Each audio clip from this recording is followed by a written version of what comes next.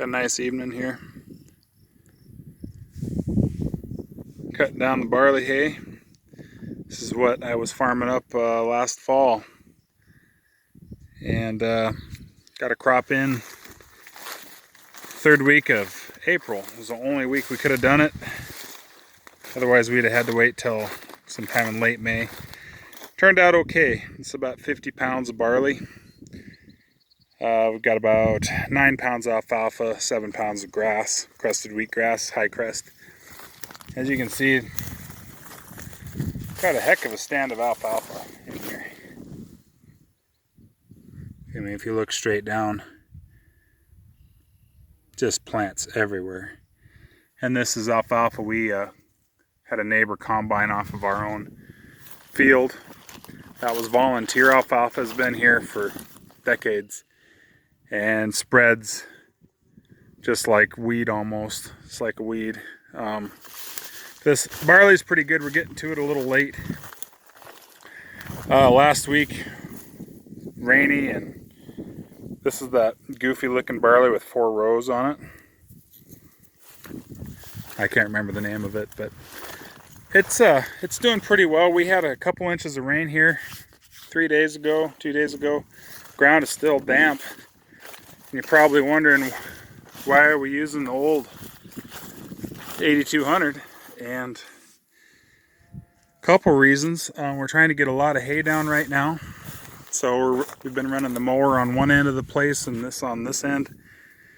And the other reason would be is we've noticed in the past when we mow grain hay, and I guess we've never had a good year for grain hay since we've had the mower, but that short grain hay, when it's mowed, it seems to go down in the stubble and it's harder to pull out with the rake, and it leaves a little bit. And I don't know this year, I'm sure it's heavy enough, and with alfalfa it probably wouldn't have been an issue. Probably not at all, honestly. But we just figured, well, we can run 2 machines, get this cut down with this old girl, and cut on the other end of the place with the mower.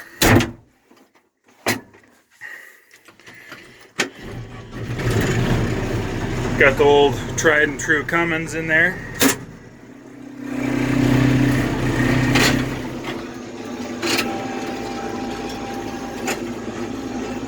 It's usually a 2-handed operation, so I got 1 handful here.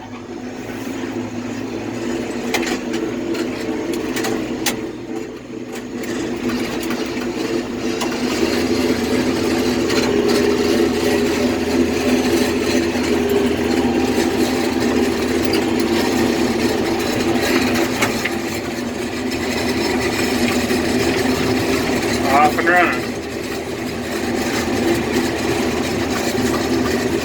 So this field, we did most of it last night on the other side of the road. You can't see the road there, but been working on one side last night, and there's probably been about 40 acres done on this side today, 40 or 50. And I need to get down here to the other end, go farther down. You can see through those windows, but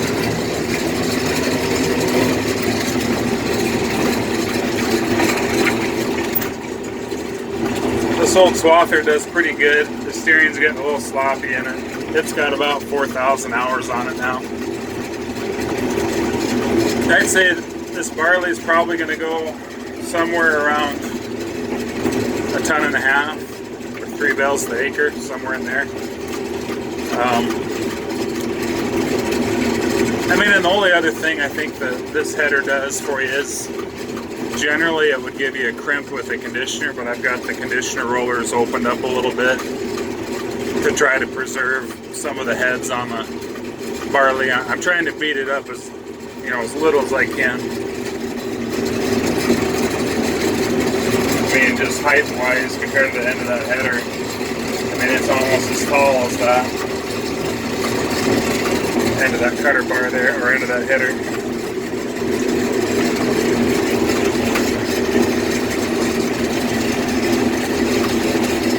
Kind of fun though to cut such an even crop. I mean, this is so even. That's just not something that we get to see that much.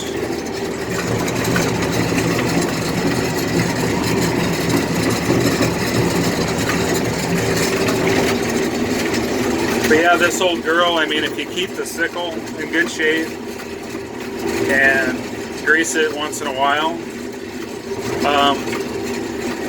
main problems we've had with this outfit, you know, the sickle drive head bearings and stuff will go out from time to time. But honestly, the header on this thing is pretty worn out, and it's had a rough life. It's cut this acreage a long time, a lot of the same acres, a lot of rocks and fence posts and other stuff that should have never went through it. But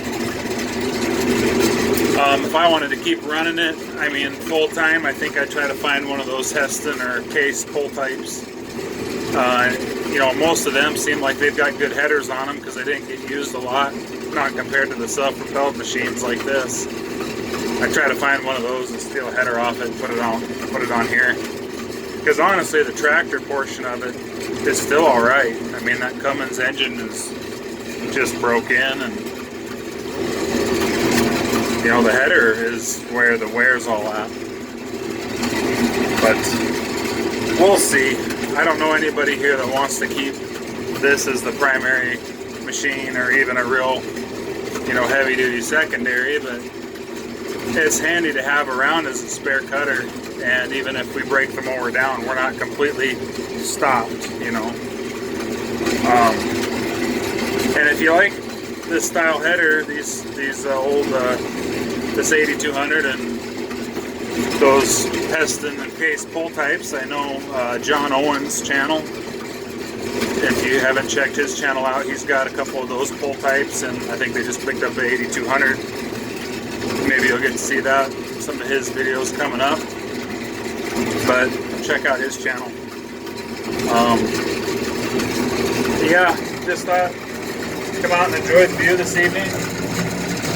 Riding a machine that I don't think I've ever done a video on this outside, you know, an operating video. Everything I've done with it's been inside the shop. So kind of fun to try something different, see something from a different viewpoint.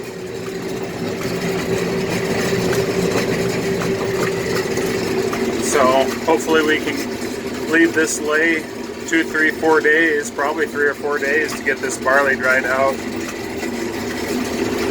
Get out here and get it baled up before something happens to it, the way this year's going. It'd be nice to put up some hay without rain. No, I'm just getting picky. But yeah, maybe we'll do some more on this old machine in the future. I'll tell you what, one thing about them, they are a lot of work to keep running, a lot of maintenance.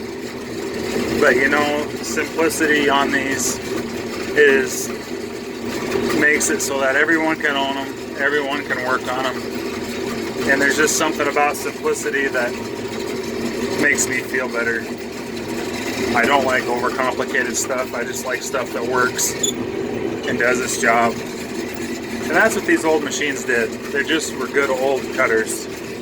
You know, even these old single sickle models, they did a good job for what they were designed for. So, all right, coming up on the end of the row, just over the hill here. So the sun's about ready to go down.